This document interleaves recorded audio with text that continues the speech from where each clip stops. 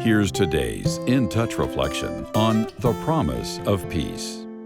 Today's reflection is based on verses 1 through 10 of Isaiah chapter 11. Then a shoot will spring from the stem of Jesse, and a branch from his roots will bear fruit. The Spirit of the Lord will rest on him, the Spirit of wisdom and understanding, the Spirit of counsel and strength, the Spirit of knowledge and the fear of the Lord. And he will delight in the fear of the Lord, and he will not judge by what his eyes see, nor make decisions by what his ears hear. But with righteousness he will judge the poor, and decide with fairness for the humble of the earth.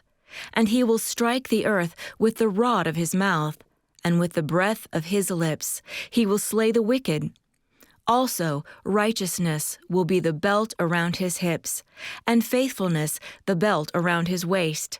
And the wolf will dwell with the lamb, and the leopard will lie down with the young goat, and the calf and the young lion, and the fattened steer will be together. And a little boy will lead them. Also, the cow and the bear will graze. Their young will lie down together, and the lion will eat straw like the ox. The nursing child will play by the hole of the cobra, and the weaned child will put his hand on the viper's den. They will not hurt or destroy in all my holy mountain. For the earth will be full of the knowledge of the Lord, as the waters cover the sea. Then, on that day, the nations will resort to the root of Jesse, who will stand as a signal flag for the peoples, and his resting place will be glorious. If you could pick one word to describe the world today, what would it be? With everything going on, few of us would choose the word peaceful. Nevertheless, God promises those of us who are believers this very thing.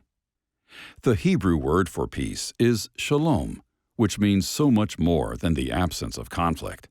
It's a term that speaks of completeness and soundness. It's the ideal both for our lives and for the world, a return to creation as it was before sin and separation. In other words, it's perfect peace, which is possible only with God. Take a look again at today's scripture passage, Isaiah 11, verses 1 through 10. Does the prophet's description of the future kingdom seem impossible to you? We're so accustomed to sin and death that it's difficult to imagine a world without violence.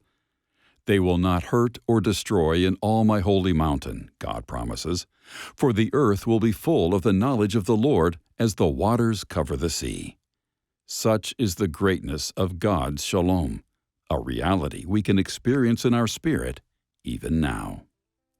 Think about it. Spend time reflecting on God's promises. How can focusing on them help you experience peace here and now?